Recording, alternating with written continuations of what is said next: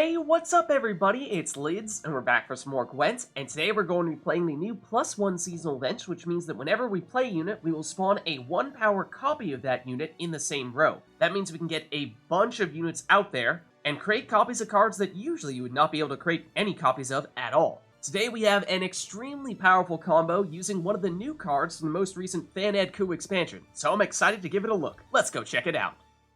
Alright, so today we'll be playing a Monsters Fruits of Ysgith deck, so we'll be able to spawn in a 1-power Gernichora's Fruit card to give us some additional Thrive, but the primary focus of this deck is to use the single strongest card in this seasonal event to power up one of the newest and most powerful cards from the Fan-Ed Coup expansion.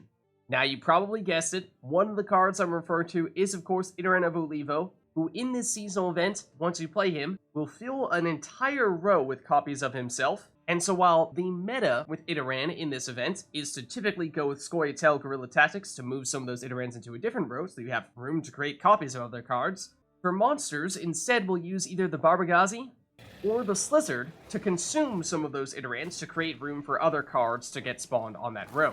And the card that we will be trying to create as many copies of will be the Bloody Mistress and or the Gernichora's Fruits that will make those Bloody Mistresses more powerful. Because when we combine our leader ability with Idarran and the Gernichora's Fruits that we get when Bloody Mistress transforms into Gernichora, we will have tons of Gernichora's Fruits out there, boosting all of our Bloody Mistresses by a significant amount every turn without us even having to play any cards. Then alternatively, if we don't have a way to play Idarran, we can use Caranthir to create copies of the Bloody Mistress instead. Other than that, we're going to focus on Thrive, because creating 1-power copies of Thrive units makes it that much easier for them to get boosted, and other cards that give us automatic boosting every turn. So now I'll flip through the deck to show you what else we have. And Olgierd is one of our finishers, because when we create a copy of him, that copy will not be 1 power, it'll be 8 power, since he can't change power no matter what.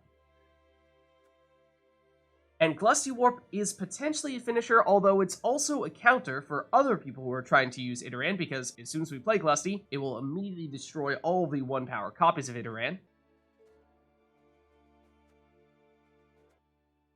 Then Alzur's Double Cross will either give us Olgierd or the Bloody Mistress, so this is another way to get some of our key cards. Then the Beast is a simple and easy way to create a bunch of points every turn, especially because that 1-power copy of the Beast that we create in +1 is definitely not going to be the strongest unit out there.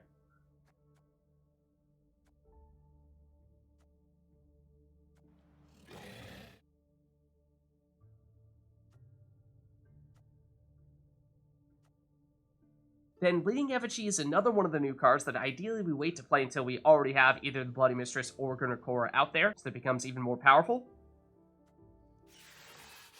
And then once we start getting to the end of the deck, we're looking at either weaker Thrive units or cards that, in the case of the Archespore, we'd like to just consume and give ourselves some thinning, which also gives us another target for our consumers to eat in case we aren't playing Idarran. So there's a look at the deck, and it is of course using the most broken card in this event, Idarran of Ulivo, but in a much different deck. So I'm excited to see how this plays out. So let's go see it in action. Alright, so going against Nilfgaard here, and we'll go first. And we have the Bloody Mistress, and we have a Barbegazi, so we have 2 out of the 3 cards that we need for our big combo, but we don't yet have Idarran or a way to get him, so let's see if we can change that. Let's swap out one of our Barbegazis, because we don't need 2. Definitely don't want 2 Archespores. And a Phooca, and so unless we can get Idarran here with one of our last cards, then we're probably looking to instead go full Thrive in round 1. So let's swap out Alzur's Double Cross, and, well, we get Caranthir, which is an alternative way to create a few copies of the Bloody Mistress. So that could work as well. In which case, let's go with the Phooca's first, so that we start with our Thrive. Oh, we should go Fruits of Ysgith first as well.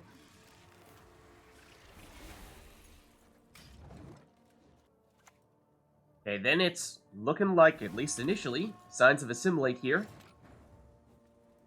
So then let's go with another Phooca. And I'm deliberately loading up in this row here to see if we can get to Sabbath as quickly as possible so that Bloody Mistress can transform as quickly as possible. Okay, then they're going to go with the Mage Torturer. Give one of our Phooca's Spying. does make you wonder if the new Artaud card is something that we'll see in the future, where they can create a copy of any of the cards that they've given spying. So now let's go with the Beast. And that'll trigger a lot of our Thrives here. And once they get boosted at the end of our turn, we are now at Sabbath, over 25 points in our range row. Okay, then they're going to go with the Emissary, and that's going to flood our rows a bit. But fortunately, we do have enough points already in that range row. So now let's go Caranthir, and use this to create a copy of the Bloody Mistress. And then, just to make her a little safer, let's use our Tactic on her to get her boosted right off the bat. And of course, she will transform and lose the Veil, but the point was to give her some points first. That's a problem. So, you see, the thing is, we're kind of a very boosting-centric deck, and they're now going to double down on all the boosts that we get, in which case, I think we want to end this round immediately. But we will still get some boosting coming from the Beasts and this Gernichora. So that means even if we don't play any more cards, they will still get some boosts on their Cahirs. And then they're going to go with the Imperial Diviner. There's not enough for them to catch us yet. There go the boosts from Cahir, and that's still not quite enough for them. So now they'll go with Leo Bonhart, and that's going to be enough to destroy one of our big cards here. Although they played it in a range row, so that they can't destroy Gernichora. I suppose it's giving them some boost for Cahir, so maybe that was deliberate. And they're using their leader ability as well. Very aggressive here. But they, I think, want to make sure that they don't have to go down any lower than 4 cards. That way they can dry pass in round 2 and still be back up to the maximum of 10 in round 3. And so we'll go with a Pig Witch. And that will be enough for them, by the looks of things. So we'll take the round 1 loss. But fortunately, we got rid of what would have been the most dangerous counter they have in their deck. Okay, so of course they had to go several cards down in round 1 there. So I'm expecting them to dry pass in round 2, in which case we're looking for just a throwaway card here. And we don't need 2 Barbegazis, so we could potentially make it one of those, or alternatively just an Archespore. In fact, maybe we go Archespore plus Barbegazi and consume it, and that way we get a little bit of thinning as well. Don't think we need the Barghest either, though. Let's swap that out. Matta could be helpful at least in round 3.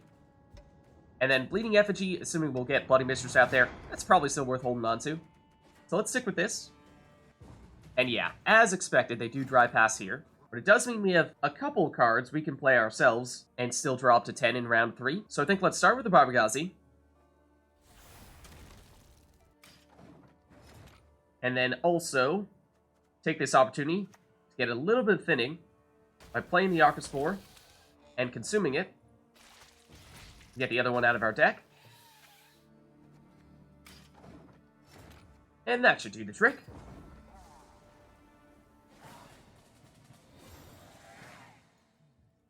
Okay, so we drew into a second Pig Witch, Werecat for more Thrive, and then Glusty, which could be a finisher of sorts, though no Idarran to combo with Bloody Mistress, though we actually prefer for that to be in a short round because it takes up so much room. Though if we want to try to get Idarran, what do we sacrifice? I suppose maybe a Nekker, or maybe the other Nekker.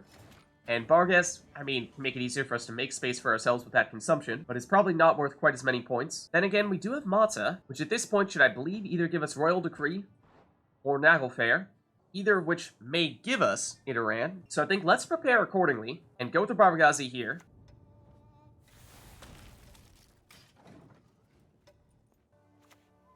Okay, then they go with the Archfiend Heavy Cavalry, some more Assimilate.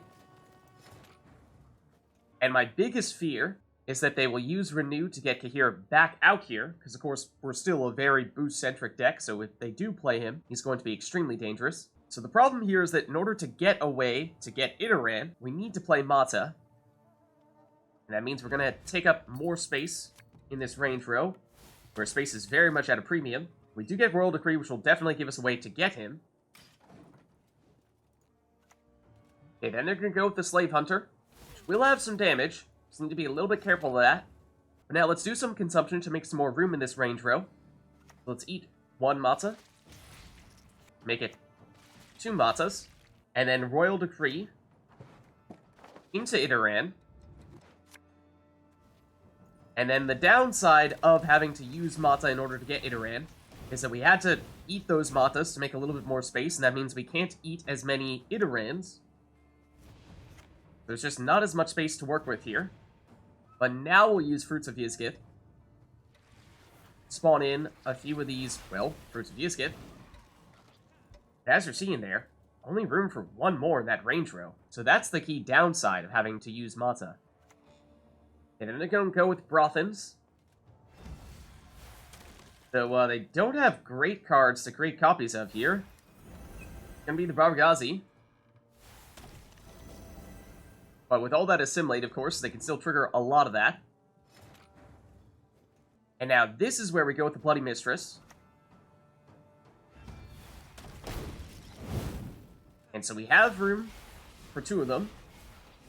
And we will get a few more of these Fruits of Ysgith out here. But ideally we would have had room for several more of them in this range row as well. And surely their Slave Hunters are going to target this weaker of the Gernichoras right now. Or they'll find a way with Artorias Vigo, or whatever card they create a copy of here, to get rid of it. Yeah, they're going to flood us with a bunch of spies. And we are very strapped for space here. Of course, if we had room to play Glusty, it would be the perfect way to make that space. But we don't have room for him right now, so I think what we do is we go with the Bleeding Effigy, because this, of course, isn't a unit, so we can still make it work. And what we've forced them to do is, because they are prioritizing completely jamming us with other cards, they are seemingly unwilling to destroy our Gernichora, which is, of course, worth a bunch of points per turn. So that's the trade-off they're making. Let's go with the Bleeding Effigy here, though. And they don't have any particularly big units in their graveyard, unfortunately, but let's get one of the Kahiras out of here. And let's boost up Gernichora. I mean, she is going to get boosted at the end of this turn anyway, but just make it a little bit safer. So now I'm curious to see how they react. Because, of course, they do have the damage from the Slave Hunters. Okay, they're going to get rid of... Okay, a Duchess's Informants. Trade what? Is it going to be a Pig Witch? Okay. But it does mean that we now have a space for Glusty, and that's huge. That is huge. Though, unfortunately, I think the order of operations is such that it will destroy these Gernichora fruits, because I think the deployability from Glusty will trigger before the Thrive triggers on these fruits. So it does mean that our Gernichoras are going to be much weaker than they were before, but it also means we'll actually be able to play more cards, which is probably more important. And it does also consume some of their 1-power units. Yeah, so we have 2 Gernichora's fruits remaining in that case. Okay, now they're going to go with Hoakim. And so if their entire strategy was to flood us with a bunch of cards, then that is now much harder for them to do, since we got rid of the vast majority of them there.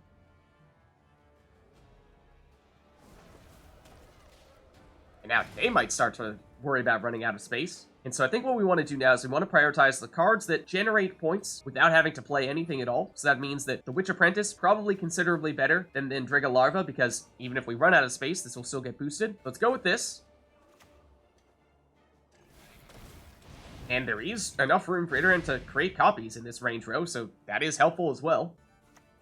Okay, then they'll go with another Duchess's Informants. So they will continue to try to flood us. And they'll create more Witch Apprentices on their side.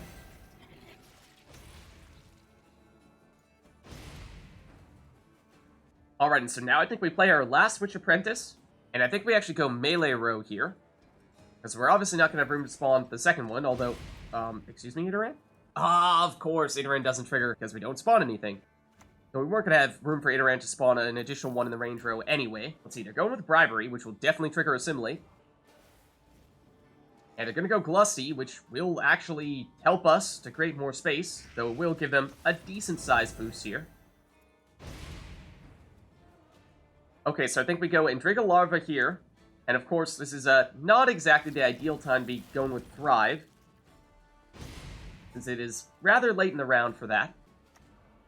Okay, they're going to go with Regis. And, what, this range row? So I think we had armor on our Endrega Larva, and therefore it did not trigger a bazillion rounds of this. It's a close call. But I think now what we do is we go Barghest. And we consume one of our Barbegazis. And that will trigger Thrive, and they are now completely out of space. They will still get boosted from these Pig Witches, though. They're not completely done, and they can use teleportation. Replay a Barbegazi. And on their next turn, they'll be able to use that consumption to create a little more space, so that is clever. So my plan here is to go Barghest to create a little more room in this range row, and then play the Werecat. It has a lot of stuff to damage there. And so it's gonna be close. A lot of it depends on what their last card is here. They will have room to play it, and they do still have a couple of damaging orders from the Slave Hunters. Of course, Yrden absolutely takes us out here. But we'll have to see what exactly it is. And these Pig Witch boosts are quite numerous at this point. It's Coup de Grace. And they can go with Hoakim here, though they don't have any room to play him. Oh no, huge misplay. It's all down the Pig Witches here. Pig Witches plus Slave Hunter. Is it enough for them to catch us? It is not! And so we will take the win. Alright, so go against Northern Realms here. And they'll go first.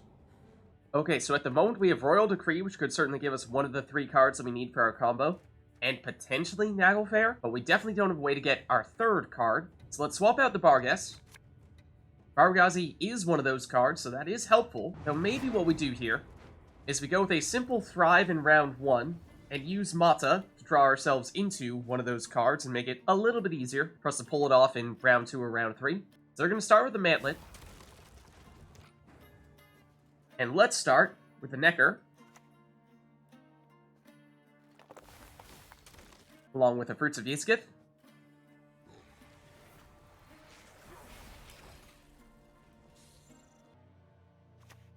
Okay, then they're going to go with Nathaniel Pastodi. Potential target for their boosting. And in doing so, will give us some bleed. But that isn't too much of a problem as long as we continue to trigger our Thrives. Let's go with the Werecat here.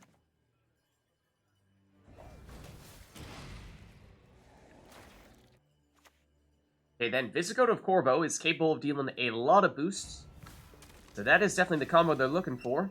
Is to give us a ton of bleeding with that boost from those Corvos. But bear in mind, bleeding can only deal 1 damage to a unit per turn, so as long as we are continuing to trigger those Thrives, not going to be that big of an issue. So let's go with the Phooca's here. And I'm deliberately trying to load up on 1 row, that way we can get to Sabbath more quickly, setting up the Pig Witch. Okay, then it's going to be Queen Meve. She's definitely going to get boosted, right? That she is. Though it's going to take more to get that 2nd Meve inspired. So they will use some leader ability charges on her. And so unfortunately, playing the Pig Witch in the melee row is not enough by itself. Trigger Sabbath, I think that gets us 1 point short. So let's go with another round of Phooca's first. Just get a little more of that Thrive going. Oh, and I was waiting to go with Glustyworp, try to destroy this 1-power Visigoth. So I was tempted to do it earlier, before they did end up boosting him. But I wanted to make sure we had the Thrive continuing here. So I got a little greedy, but we'll see if we can outpoint them here. Now they're going with Margarita. Okay, so they can lock something. 2 things, in fact. Interesting to see what they choose. Going with the Nekker. Both Nekkers, in fact.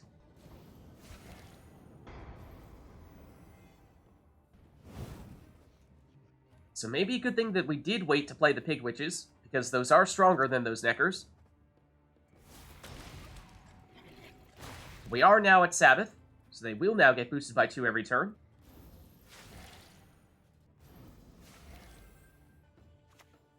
Okay, now they're going with the Dandelion, and if they do boost him, then he can give them some deck boosting. But right now they're just focusing on all that bleed. And there is the first of the Meves, triggering her ability, which does unfortunately mean that at this point they don't have any more 1-power units, so Glustyworp is only destroying herself. So I think we go Matta here. And that'll trigger a little bit of these Thrives, as well as give us the Bloody Mistress. And they pass. And that is the last round of Meve triggering there. So we have a 29-point deficit. Can we make that up here? That is a lot, but we have a whole bunch of Thrive down here at the moment, so it may be possible. We're definitely looking for a finisher, and I think we might want to destroy this Werecat with Glustyworp. Deal a bunch of damage to that row there. It's not quite enough at the moment, Our Witch Apprentices will continue to get boosted here, even if we don't play anything. That's just a total of 4 points. It's not enough. Oh, actually, if we keep on playing, their next Meve will trigger as well. So maybe we should have been a little more proactive of shutting down that second Visigoda, rather than getting greedy and just focusing on our own boost. So at this point, we're either losing a card down, or we're all in. And I think we go for it.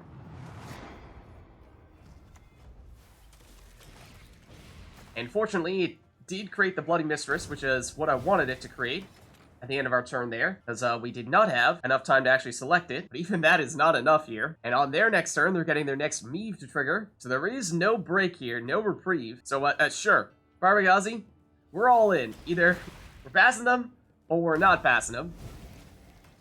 They're getting all those points from Meve. We will get a few points from Gernichora, or 1, really, as well as 2 apiece from the Witch Apprentices. That gets us 5 additional points. That's still not enough, though. So, well, I think that means things not looking so great here.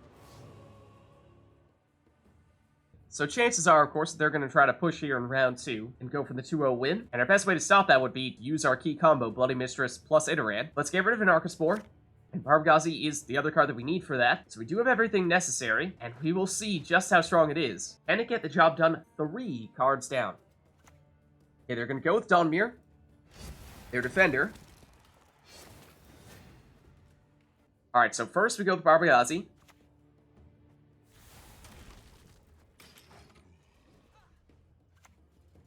And they're going to go with, Dorgrade and lock one of those Barbegazis, and that is unfortunate. It does complicate matters a little bit. We can still do the combo, but we're not going to have quite as much room to maximize the number of Fruits of Ysgith, which will limit the number of points we get. But I think we still go for it here. So let's go with Royal Decree. And get out Idarran.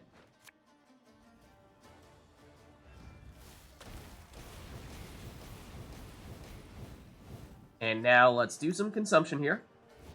Make a little more space. And let's also trigger Fruits of Ysgith. And so this means we only have room for 2 Fruits of Ysgith. That is painful.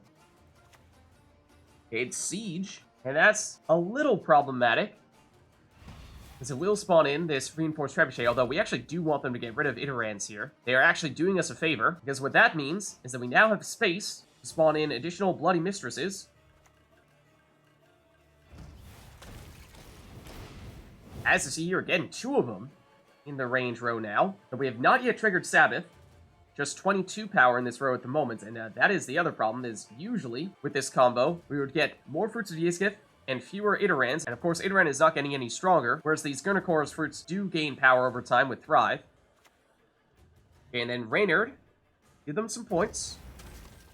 But nothing to shut us down here when they do get rid of one of those Bloody Mistresses. That is unfortunate. Definitely would have continued to have preferred for them to get rid of Idarrans instead. So we need 4 more points in our range row to trigger Sabbath, which means playing Beast in the melee row is 1 point shy, but if we go Alzur's Double Cross, that'll give us Olgierd.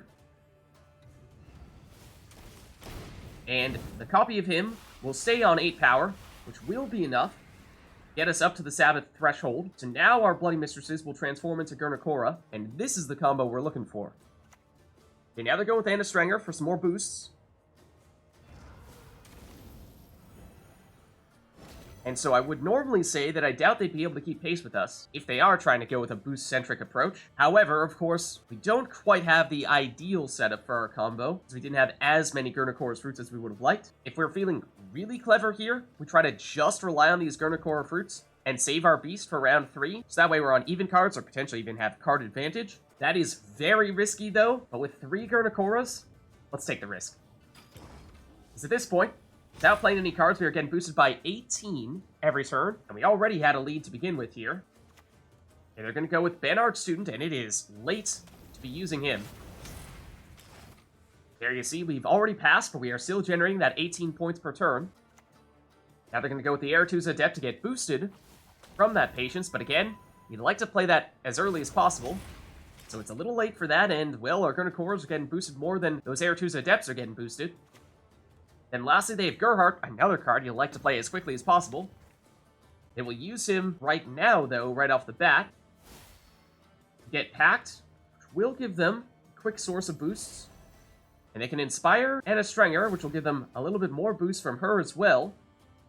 So this will be interesting to see how these numbers add up here. Will they have enough? Or will we have gone from having 3 cards down to 1 card up? So they'll deal the damage now. But it is not enough. There you have it. Idarran plus Gernichora, extremely powerful. We've made the comeback here, heading into round 3 with 1 card advantage. Alright, and of course the Beast is very helpful here. However, it's a pretty short round for Thrive, so that does make me a little concerned about using the Nekker, and also might not be able to reach the Sabbath threshold, so Witch Apprentice also a bit of a risk, though we don't have many great alternatives hanging out in our deck right now. So we might need to settle, and Slyzard is mostly here for the consumption, although it may be one of our best final plays here just to trigger as many Thrives as possible. Otherwise, it's maybe a Barghest? I suppose we can try swapping it out. I mean, Endrega Larva, maybe even? Going for that? It's risky. I mean, this is definitely a good setup for a long round. The problem is with a short round, Thrive is not terribly strong, of course. So even with that card advantage, we are going to be tested here, I think. Let's go with the Nekker. And let's go with Fruits of Ysgith as well. So, of course, we will have a lot of engines out here. It's just a matter of can we get those engines boosted enough to make a difference. Go with the Banard Student. That's another one that does need some time to do its thing. And let's go with the Endrega Larva next. And I'm deliberately going to try to load up in this melee row to see if we can trigger Sabbath. Okay, now they're going to go with Boiling Oil. We'll destroy one of our engines, but just one. And so I think that's a little bit encouraging that that's one of their cards here. So I think we can do better than that. So it's either Witch Apprentice or it's the Beast here. And we don't yet have Sabbath, and I don't think we'll have enough points even if we play the Witch Apprentice in the melee row. So I think we go with the Beast first.